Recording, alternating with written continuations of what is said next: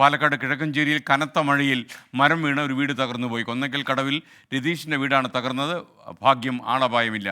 ഈ ദൃശ്യം പ്രേക്ഷകർ കാണുമ്പോൾ സ്ക്രീനിൽ നിഖിൽ പ്രമേഷ് പാലക്കാട് നിന്ന് ചേരുന്നു. പറയൂ നിഖിൽ.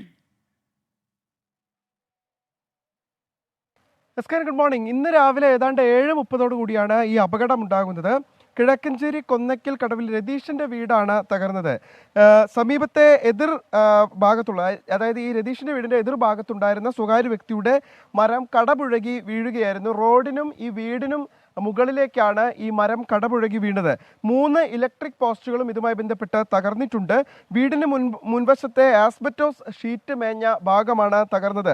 ആ ഭാഗത്തേക്കാണ് മരം വീണത്.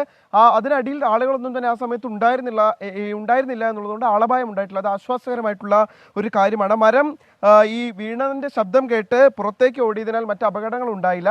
ഈ പ്രദേശത്തെ ഗതാഗതവും ഇതിനോടൊപ്പം തന്നെ തടസ്സപ്പെട്ടിട്ടുണ്ട്. കാരണം റോഡിന് കുറുകെയാണ് മരം വീണത് എന്നുള്ളതുകൊണ്ട് തന്നെ വിദ്യാർത്ഥികൾക്കൊക്കെ സ്കൂളിൽ പോകുന്നതിന് ബുദ്ധിമുട്ടുണ്ട്. മരം മുറിച്ചു മാറ്റുന്നതിന് വേണ്ടിയുള്ള നടപടികൾ ഇപ്പോൾ പുരോഗമിച്ചുകൊണ്ടിരിക്കുകയാണ്. മലയോര മേഖലയായതിനാൽ ഈ മരം വെട്ടിമാറ്റിയാൽ മാത്രമേ ആളുകൾക്ക് ഗതാഗതം യോഗ്യമാകൂ. KSEB അധികൃതർ സ്ഥലത്തെത്തി ഇലക്ട്രിക് പോസ്റ്റുകൾ മാറ്റി സ്ഥാപിച്ച് മാത്രമേ വൈദ്യുതി ബന്ധവും പുനഃസ്ഥാപിക്കാൻ കഴിയൂ.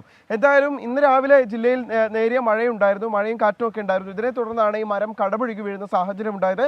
അതേ തുടർന്നാണ് ഈ വീടിന്റെ മുകളിലേക്ക് അത് വീണതും. അതായാലും ആ വീട്ടിലുണ്ടായിരുന്ന ആർക്കും പരിക്കില്ല എന്നുള്ളതാണ് ഏറ്റവും ആശ്വാസകരമായിട്ടുള്ള കാര്യം.